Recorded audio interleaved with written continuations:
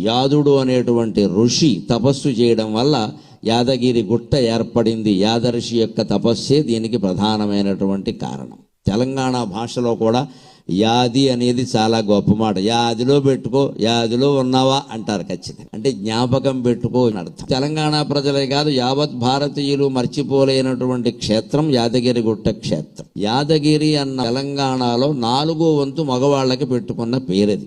ఆడవాళ్లలో కూడా మరి సగం మంది పేరు యాదమ్మే. అంతగా స్వామిని తెలంగాణ ప్రజలు వారి జీవితాల్లో లీనం చేసుకున్నారు. ఎప్పుడు భక్తి అంటే అది. మన పిల్లలకి ఆయన పేరు పెట్టాలి. వాళ్ళని పిలిచినప్పుడు మనకి ఆ భగవంతుడు గుర్తొస్తాడు. యాదఋషి తపస్సులో ప్రత్యేకత ఏమిటంటే, ఆయన ఎక్కడ గర్భగుడిలో లక్ష్మీ నరసింహస్వామి వెలిశాడు, అక్కడే కూర్చుని తపస్సు చేశాడు.